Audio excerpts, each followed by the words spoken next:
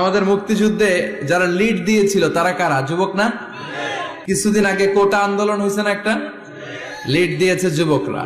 নিরাপদ সড়ক চাই, লিড দিয়েছে কারা? বুড়া মুরব্বীরা, যুবকেরা। এজন্য যুবকেরা, তোমাদের ইবাদত আল্লাহর কাছে অনেক প্রিয়, তোমাদের কাজগুলোর দাম আল্লাহর কাছে অনেক বেশি। In the day of judgement, কিয়ামতের দিন আল্লাহ তাআলা 7 শ্রেণীর ব্যক্তিকে তার আরশের নিচে ছায়া দিবে। এর মধ্যে দুইটাই হচ্ছে যুবক। হচ্ছে ওই যুবক শাবুন নাশাআ ফি ইবাদাতিল্লাহ, যে যুবক তার যৌবনটাকে আল্লাহর ইবাদতে কাজে লাগায়, যে যুবক তার যৌবন বয়সে পর্নোগ্রাফি দেখে না, হিন্দি সিনেমা দেখে না, অশ্লীল কোনো কিছুই তারা দেখে না, এই সময়টা তারা আল্লাহর ইবাদত করে কাটায়।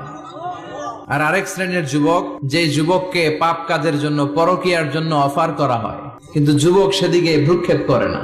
ওই যুবক বলে, ইন্নী আখাফুল্লাহ, আমি একজনকে ভয় পাই, তিনি কে?